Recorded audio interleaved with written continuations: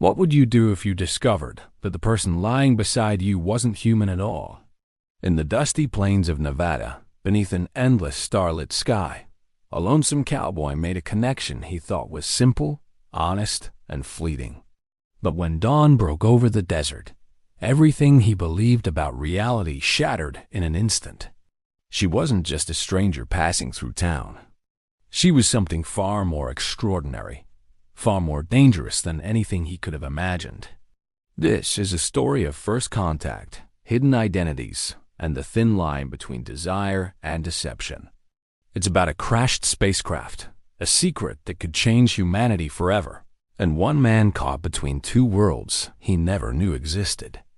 What began as a chance encounter in a roadside bar would transform into a journey through government conspiracies, alien survival, and an impossible choice between loyalty to his species and connection to something beyond comprehension.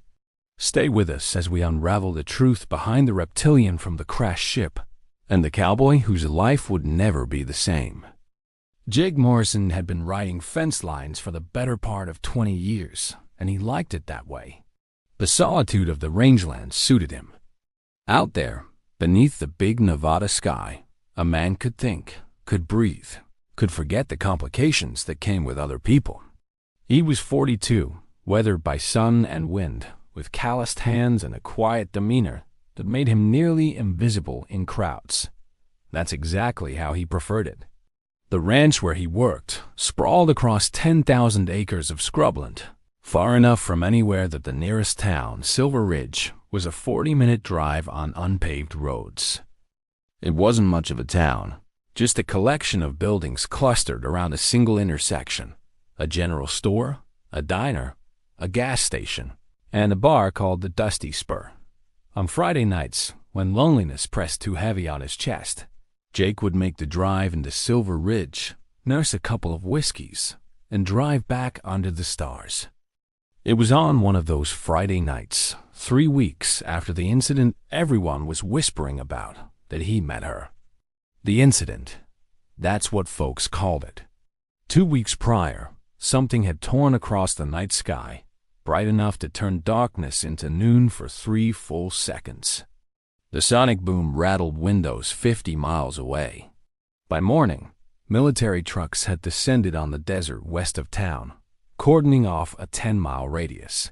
They said it was a satellite. They said it was classified.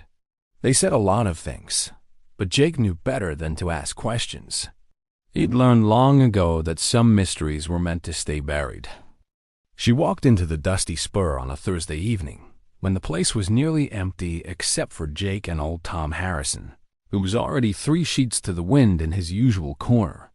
Jake noticed her immediately, which was strange because he made a point of not noticing people, but she was hard to miss. Tall, with angular features that seemed almost too perfect, too symmetrical. Her eyes were an unusual shade of amber that caught the dim bar lights in an almost luminescent way. She wore ordinary clothes, jeans, and a leather jacket, but somehow they looked foreign on her, like a costume she wasn't quite comfortable wearing. She sat 2 stools away from Jake and ordered water, which was another oddity in a place like the Dusty Spur. Their eyes met in the mirror behind the bar. She smiled, and something in Jake's chest tightened. They talked. Or rather, she asked questions, and Jake, surprising himself, answered. She wanted to know about the desert, about the land, about what it was like to live so far from civilization. Her voice had a strange quality to it, melodic but with an almost mechanical precision to her pronunciation. She introduced herself as Sarah, no last name, just Sarah. As the evening wore on and the whiskey loosened his tongue, Jake found himself drawn to her in a way he couldn't explain. There was something magnetic about her presence, something that made his usual caution evaporate. When she suggested they go back to his place, he didn't hesitate. The drive to his cabin was quiet, filled with charged silence and the occasional brush of her hand against his arm. The stars above seemed brighter than usual, almost watching. Jake's cabin was small, just 2 rooms on the edge of the ranch property, but it was his. They barely made it through the door before their lips met, and the world narrowed to just the two of them, skin against skin, breath mingling in the darkness. Afterward, as she slept beside him, Jake lay awake, staring at the ceiling. Something felt off, though he couldn't name it. The way her chest rose and fell seemed too regular, too measured. The temperature of her skin was slightly cooler than it should be. And once, when he glanced at her in the moonlight streaming through the window, he could have sworn her eyes were open, reflecting the light like an animal's. But exhaustion claimed him, and he drifted into uneasy sleep, unaware that his entire reality was about to fracture. Jake woke to sunlight streaming through his window and an empty bed. For a moment, he thought she'd simply left, and he felt an unexpected pang of disappointment. Then he heard water running in the bathroom. He lay there, listening, and realized the sound was wrong. Too mechanical, too rhythmic. Not like someone showering, but like something being processed or cleaned. He rose, pulled on his jeans, and approached the bathroom door. It was slightly ajar. Through the crack, he could see her standing in front of the mirror, but what he witnessed made his blood run cold. Her skin was peeling. Not like sunburn or some kind of rash, but deliberately, methodically.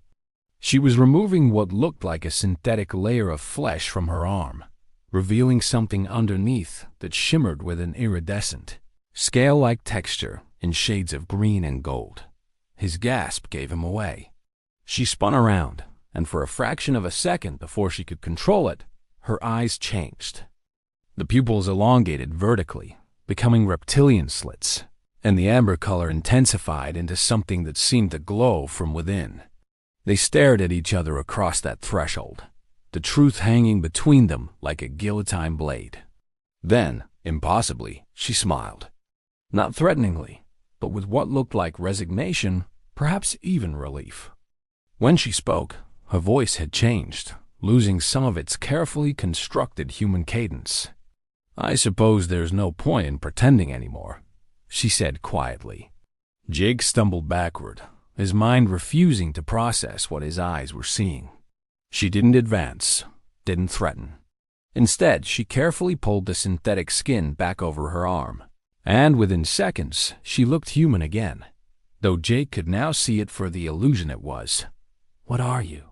He managed to choke out. "Sarah." That part was true. "I am Sarah, even if the form you're seeing isn't quite accurate." She moved slowly into the main room, keeping her distance, her hands visible and non-threatening. "I'm from the ship, the one that crashed 2 weeks ago." Jake's legs nearly gave out. He gripped the back of a chair for support. The incident, the military trucks, the cordon zone. "You're an alien." The words sounded ridiculous even as he said them. "That's your term, yes. In reality, I am a xenobiological researcher from a species you might find it easier to understand if you think of us as reptilian in origin. Our ship suffered a catastrophic navigation failure. We crashed. The others didn't survive." Her voice carried genuine sorrow on those last words. Jake's mind raced through the previous night, looking for signs he'd missed, clues he should have seen. "Why?" he asked. "Why come to the bar? Why me?" Sarah moved to the window, looking out at the desert landscape. "Because I was alone. Because I was terrified. Because I've been hiding in that wreckage for 2 weeks, scavenging what I could, trying to repair the biosynthesis suit that makes me appear human. Because I needed to understand if I could pass, if I could move among your people without being discovered." She turned back to him, and her expression was painfully vulnerable. "And because you looked kind. In a room full of humans, you were the only one who looked at me like I was a person, not an opportunity or a threat." Jake sank into the chair, his head spinning. "The military. They're looking for you. They're looking for salvage, for technology. They don't know any of us survived." She paused. "At least, they didn't until now." The implication hung heavy. Jake looked at her, really looked at her, past the synthetic skin and the carefully constructed humanity. Are you dangerous? She considered the question carefully. Not to you. Not intentionally. But my presence here is dangerous for both of us. If they find me, they'll take me. They'll dissect me, study me, and anyone who helped me ... double quote she didn't need to finish. Jake stood and paced the small room. Every rational instinct screamed at him to call the authorities, to turn her over, to get as far away from this situation as possible. But he'd spent the night with her. He'd seen her vulnerability, her fear. And despite everything, despite the impossibility of it all, he'd felt a connection. What do you need? He heard himself ask. The surprise on her face was genuine. The ship. There's equipment I need. Components that can help me contact what remains of my people. Let them know what happened. But the military presence ... double quotes. I know the desert. Jake interrupted. I know ways in and out that don't involve roads. For the first time since the revelation, Sierra's expression showed something like hope. But outside, neither of them noticed a small surveillance drone hovering behind the ridgeline, its camera lens focused directly on Jake's cabin window. The plan was simple in theory, nearly suicidal in practice. Jake knew the territory west of Silver Ridge better than almost anyone. There were old mining roads, arroyos deep enough to hide a vehicle, and if you knew where to look, gaps in the military perimeter that a careful person might slip through. They spent the day preparing. Sierra sketched a rough map of the crash site from memory, marking where the ship's main data core would be located. She needed it intact. Without it, she explained, any distress signal she might send would be incomplete, unable to provide coordinates or identify her properly to any rescue mission. Jake gathered supplies, water, emergency rations, bolt cutters in case they encountered fencing, and his hunting rifle, though he suspected it would be useless against military hardware. They waited until nightfall. The darkness would provide cover, but more importantly, Sierra seemed to grow stronger at night. She explained that her species had evolved on a planet with a much dimmer sun. Daylight on Earth was painful, draining. The darkness was when she was most herself. They took Jake's old pickup truck, lights off, navigating by moonlight, and Jake's intimate knowledge of the landscape. The temperature dropped as they moved deeper into the desert, and Jake noticed that Sierra seemed more relaxed, more fluid in her movements. Occasionally, when she thought he wasn't looking, her hand would shift slightly, the skin taking on that iridescent shimmer before she'd consciously suppress it. Why Earth? Jake asked as they bumped along a dry riverbed. Why were you here? Sierra was quiet for a long moment. We weren't supposed to be. Not this close, anyway. My team was conducting deep space survey work, mapping potentially habitable worlds. Earth was on the list, but first contact protocols required observation only from a safe distance. The malfunction that caused the crash, it happened during a routine sensor sweep. One moment we were in stable orbit beyond your moon. The next, our systems were failing and we were caught in your planet's gravity well. How many were there? 7 of us. Scientists, mostly. We weren't soldiers or explorers. Just researchers, trying to understand the universe. Her voice broke slightly. They died on impact. I survived only because I was in the biolab, which had additional shielding. They drove in silence for a while longer. Jake found himself thinking about isolation, about loneliness. Here was a being from another world, the last of her crew, stranded among aliens who would likely dissect her if they found her. And yet, last night, before he knew what she was, he'd sensed a kinship with her. Maybe loneliness was universal. They reached the perimeter just after midnight. Jake cut the engine and they proceeded on foot, using night vision goggles he'd acquired years ago for hunting. The military presence was obvious even in darkness. Portable lights illuminated a command post about half a mile from where Sierra indicated the ship had come down. Soldiers patrolled in pairs, and Jake counted at least 3 vehicles. But there were gaps. There always were. Security assumed threats would come from the outside, not from someone who knew the land intimately enough to approach from what looked like impassable terrain. They circled wide, using a narrow canyon that Jake knew opened up near what had been the old Henderson mine. It added an hour to their approach, but brought them to within 200 yards of the crash site from an unexpected angle. That's when everything went wrong. The ship wasn't where Sarah said it would be. In its place was a massive excavation, lit by portable floodlights even at this hour. The vessel had been moved, or worse, dismantled. Sarah made a small, strangled sound beside him. No, they couldn't have ... We need to leave, Jake whispered urgently, but it was too late. Spotlights erupted around them, blinding in their intensity. A voice boomed through speakers. You are in a restricted military zone.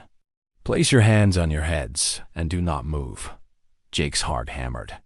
He raised his hands slowly, squinting against the lights. Beside him, Sarah stood frozen. Through the glare, Jake could make out figures approaching, at least 6 of them, weapons raised. But Sarah wasn't looking at the soldiers. She was looking up at the sky. Jake followed her gaze and felt his breath catch. High above, barely visible against the stars, something was moving. Not a plane, not a helicopter. Something else entirely, hovering with an impossible stillness. They came, Sarah whispered, and Jake couldn't tell if her tone was hopeful or terrified. The lead soldier was shouting commands, but Jake barely heard them, because in that moment, everything changed. Sarah's form rippled, and this time she didn't fight it. The synthetic skin dissolved, revealing her true appearance. She was magnificent and alien, covered in scales that caught the light like oil on water. Her form more angular and predatory than her human disguise had suggested. She stood taller, her spine straightening in a way human anatomy wouldn't allow. The soldiers stumbled back, weapons trembling. And then, from the ship above, a beam of light descended, enveloping Sarah in its glow. She turned to Jake one last time, her reptilian features somehow conveying gratitude, apology, and farewell. Thank you, she said, her voice now carrying harmonics that human vocal cords couldn't produce, for seeing me as a person, for your kindness. Before Jake could respond, she was lifting into the air, the beam pulling her upward. The soldiers were screaming into their radios. Someone fired a shot, but it went wide. Jake watched, transfixed, as Sarah ascended toward the impossible craft above. In seconds, she was gone, the ship accelerating upwards so fast it simply vanished from sight, leaving only stars and silence. The soldiers surrounded Jake, weapons trained on him, demands for explanation. But he just stood there, staring at the empty sky, wondering if any of it had been real. The interrogation room was exactly what Jake had expected. Concrete walls, a metal table, uncomfortable chairs, and a mirror that was obviously one-way glass. He'd been here for 6 hours, or maybe 8. They'd taken his watch, his phone, everything. Men in suits and military uniforms had cycled through, asking the same questions in different ways, their frustration growing each time Jake told them the truth. Let me get this straight, said the current interrogator. A woman in her 50s with steel gray hair and eyes like chips of ice. You're claiming you met an extraterrestrial being in a bar, took it home, and then helped it infiltrate a secure military site to rendezvous with a rescue ship. I'm not claiming anything, Jake said for what felt like the 100th time. I'm telling you what happened. A story that conveniently can't be verified, because the subject of your story was beamed up to a spaceship that then disappeared. Her skepticism was thick enough to choke on. Where were you really last night, Mr. Morrison? Who were you really helping? What organization are you working for? Jake leaned back in his chair, exhaustion finally overwhelming fear. You saw her. Your men saw her transform. You saw the ship. I know you did. The woman's expression didn't change, but something flickered in her eyes. What my men saw was a sophisticated holographic projection. likely Chinese or Russian technology. What you participated in was a reconnaissance operation in a restricted zone. The question is whether you were a willing participant or an unwitting dupe. They kept him for 3 days. 3 days of questions, polygraph tests, medical examinations. They drew his blood, scanned his brain, checked for radiation exposure or biological contamination. They dissected every moment of his encounter with Sarah, looking for inconsistencies, for proof of his duplicity. But Jake had nothing to hide. He told them the truth, repeatedly, until the words lost all meaning. On the third day, a different man entered the room. Older, with white hair and a face lined with the kind of fatigue that comes from carrying secrets too heavy to share. He dismissed the guards and sat across from Jake in silence for a long moment. "They want to charge you," he said finally. "Trespassing on federal land, interfering with a military operation, possibly espionage. They could put you away for 20 years. Jake said nothing. What was there to say? "But I'm going to release you," the man continued. "Under conditions." "What conditions?" "You never speak of this. Not to friends, not to family, not to reporters. What happened in that desert stays classified forever. You go back to your ranch, you keep your head down, and you forget any of this ever happened." The man leaned forward. "Because here's the thing, Mr. Morrison. I believe you. I've been with this project since the beginning, since we recovered that wreckage. I've seen things that can't be explained by Chinese technology or Russian holograms. I've seen materials that don't exist in any earthly periodic table. I've seen propulsion systems that violate every law of physics we understand." He paused, his expression grim. "And I've spent the last 2 weeks watching my government carve up that ship like a Thanksgiving turkey, all while pretending we don't know what it really is. Because admitting the truth would be inconvenient. It would raise questions we can't answer and create panic we can't control." Jake studied the man's face, seeing the toll that knowledge had taken. "Why are you telling me this?" "Because for 3 days, I've watched them try to break you, try to make you into something you're not. A spy, a conspirator, a madman.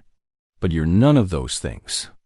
You're just a man who showed kindness to someone who needed it, regardless of where she came from." The man stood, moving to the door. "Go home, Mr. Morrison. Try to forget. It's easier that way." Jake was released that afternoon. They drove him back to Silver Ridge in an unmarked SUV and dropped him at the edge of town without ceremony. His truck had been impounded as evidence. He walked the 2 miles to his cabin, aware that he was likely still being watched. The cabin looked exactly as he'd left it, except emptier somehow.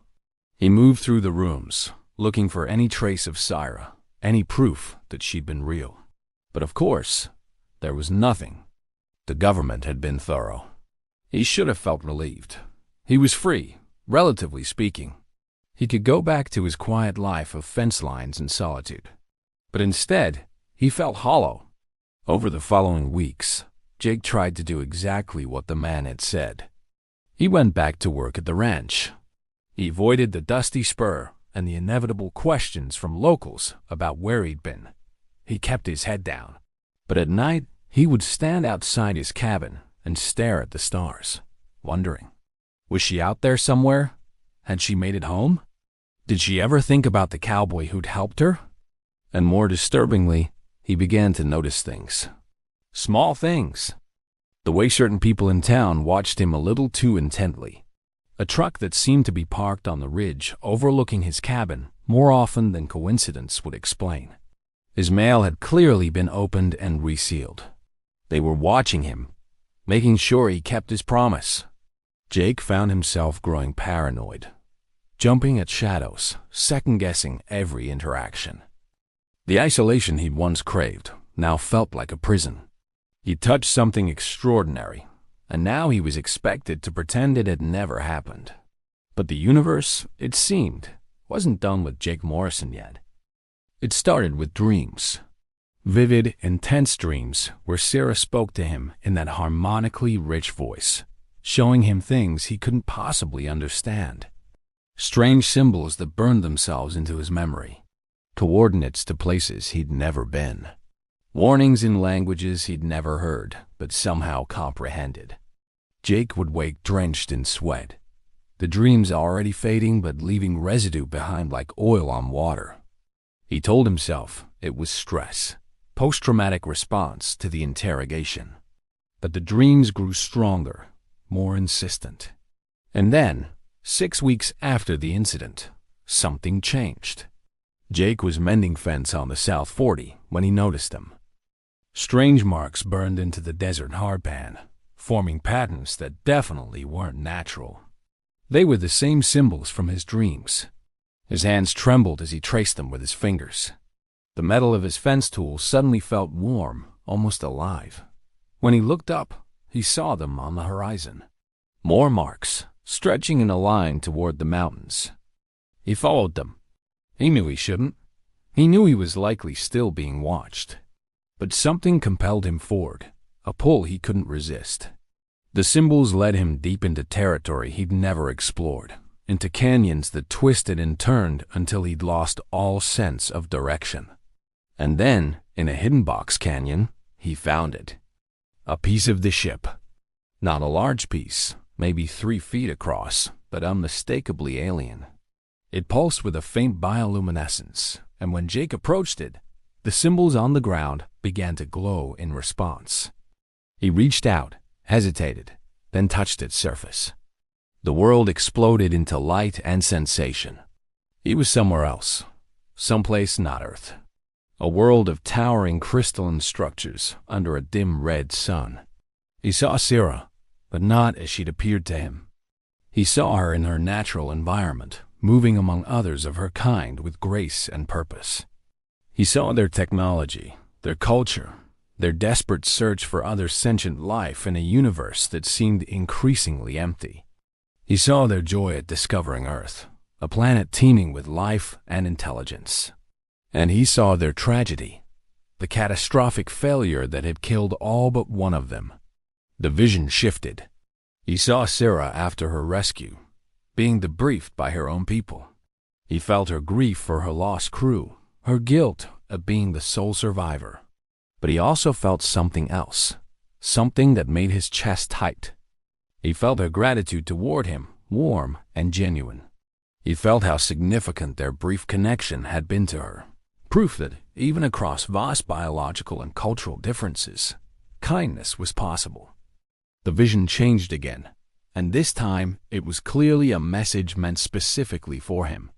He saw Earth from orbit, beautiful and fragile. He saw the crashed ship being dismantled by human hands, its technology being reverse-engineered. He saw the implications of that knowledge in human hands, the weapons it could create, the destruction it could enable. And he saw a choice. The piece of the ship he was touching contained information. Complete schematics, technology, knowledge that could advance human civilization by centuries. But it also contained warnings, protocols, the wisdom of a species that had learned hard lessons about the responsibility that came with such power. Sarah was asking him to choose. He could take this piece to the authorities, give them everything. Or he could destroy it, bury this knowledge until humanity was ready for it. The vision faded. Jake found himself kneeling in the dirt, tears streaming down his face, his hands still on the alien artifact. The sun was setting, painting the canyon walls in shades of orange and purple. He thought about the men in suits, about the way they'd carved up Sarah's ship without hesitation or remorse. He thought about what humanity might do with technology they didn't understand, power they weren't ready to wield responsibly. He thought about Sarah, alone in that bar, terrified and vulnerable, and how she trusted him with her secret. Jake made his choice. Using rocks from the canyon floor, he began to cover the artifact. It took hours, working in darkness, burying the piece deep, and then obscuring any sign that the ground had been disturbed. When he was finished, he destroyed the symbols that had led him here, scattering sand and rock until no trace remained. He hiked back to his truck by starlight, exhausted but somehow at peace. In the weeks that followed, the dreams stopped. But Jake found himself changed. He started attending town council meetings, speaking up about environmental issues, about responsible stewardship of the land. He became more engaged with the community, less isolated. One evening, 3 months after burying the artifact, Jake was having coffee at the diner when a stranger sat down across from him. The man had kind eyes and an accent Jake couldn't quite place. "Beautiful sky tonight," the stranger said, looking out the window at the stars. "Makes you wonder what's out there." Jake studied the man carefully. "I expect it's more complicated than we imagine." The stranger smiled. "She wanted me to thank you for your kindness, for making the right choice." Before Jake could respond, the man stood and walked out, disappearing into the night. Jake sat there for a long moment, then smiled and turned his attention back to the stars. Life in Silver Ridge returned to its ordinary rhythms, but Jake Morrison was no longer an ordinary man. The secret he carried changed him in subtle ways that accumulated over time like sediment forming rock. He became someone the community turned to, a voice of reason in disputes, a man whose word carried weight because he never wasted it. He expanded his work at the ranch, took on additional responsibilities, and found satisfaction in the tangible results of labor. The fence posts driven deep, the irrigation systems that brought life to thirsty ground.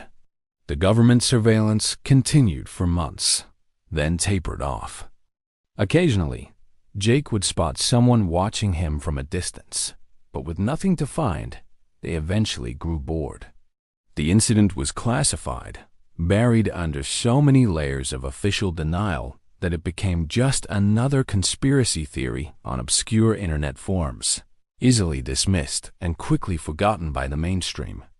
Jake never spoke of what happened, not because they'd threatened him, but because he'd come to understand that some truths were too large, too disruptive to share carelessly.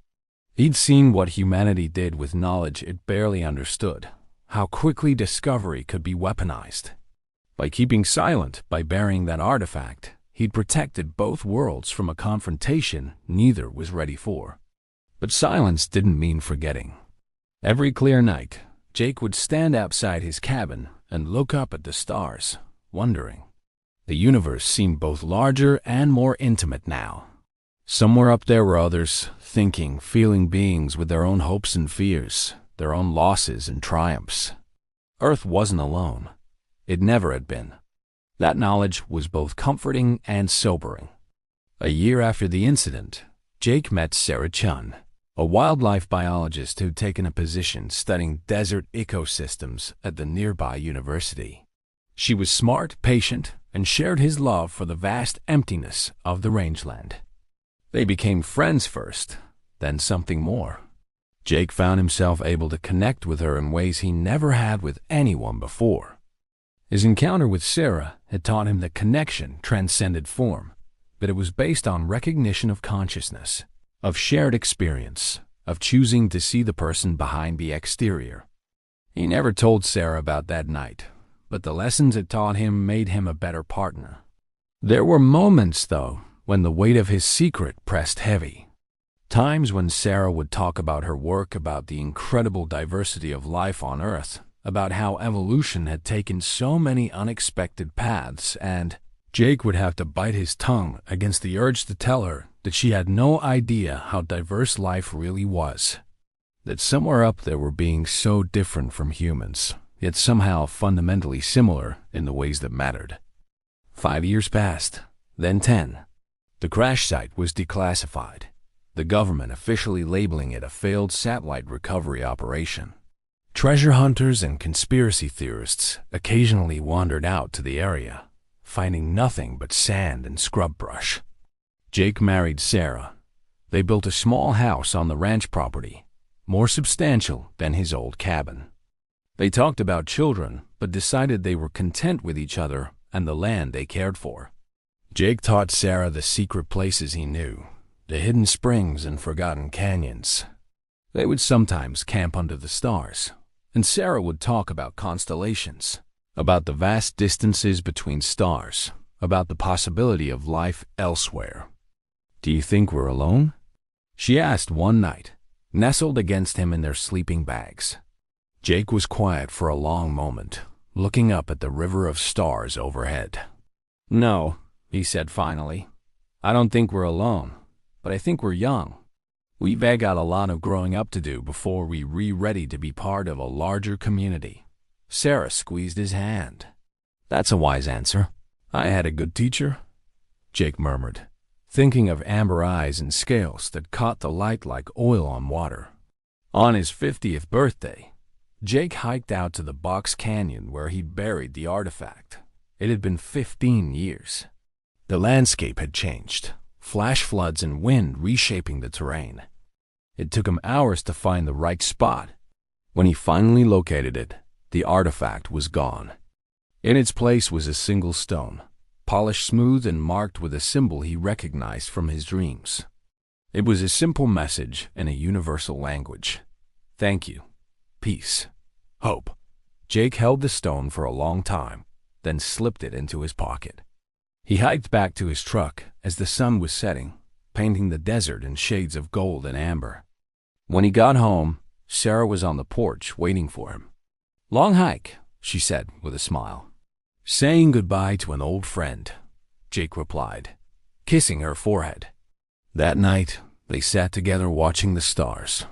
Two humans on a small world in a vast universe, content in their ignorance and their wisdom, their isolation and their connection. And somewhere up there, Jake liked to think Sarah was doing the same on her own world, remembering the cowboy who'd shown her kindness when she was alone and afraid, the man who'd made the right choice when it mattered most. The universe was large, but it was smaller than people thought. It was filled with consciousness, with beings who felt and loved and grieved and hoped. And sometimes, across impossible distances and unbridgeable differences, those beings could touch each other's lives in ways that resonated forever. That was enough. That was everything. Jake Morrison, cowboy, guardian of secrets, keeper of faith, closed his eyes and smiled at the stars.